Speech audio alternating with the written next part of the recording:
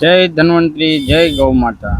મિત્રો, આપણે આજે વાત કરવાના છીએ કે ગાયું એનું પાલન કરવાથી આપણને કેટલો ફાયદો થાય છે। હાલના સમયને જોતા એવું લાગી રહ્યું છે કે કેન્સર જેવી મહામારી, ગંભીર બીમારીઓ આજે આપણી અંદર ઘર પ્રવેશ કરી રહી છે અને ઘરની અંદર કેન્સરોના દર્દીઓ વધી રહ્યા છે। એટલે કે અત્યારે તમે જોઈ રહ્યા છો કે કેન્સરના દર્દીઓ ગુજરાતની અંદર વધારે વધી રહ્યા છે। તો એવા સંજોગોમાં વધારે ફાયદો કરતું કોઈ પ્રાણી હોય તો એ છે ગાય।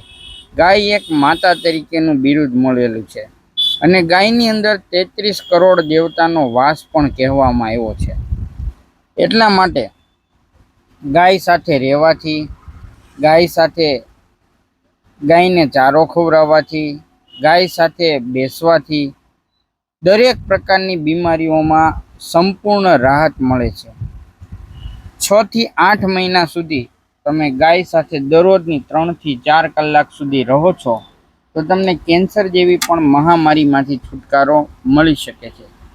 જ્યાં દવા કામ નથી કરતી ત્યાં ગાયની અંદર, શરીરની અંદરથી નીકળતા ટોક્સિન એવા હોય છે કે જે આપણને ગંભીરમાં ગંભીર બીમારીઓમાં રાહત આપે છે।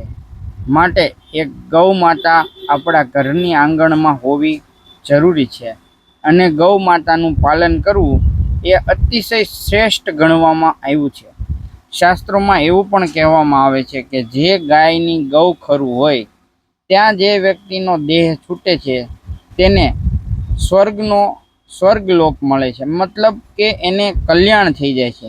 માટે ગૌ માતાનું પાલન કરવું, એને દેશી ગાયનું દૂધ અને ઘી ખાવાથી પણ ખૂબ જ રોગ પ્રતિકારક શક્તિ પણ વધે છે। જય ગૌ।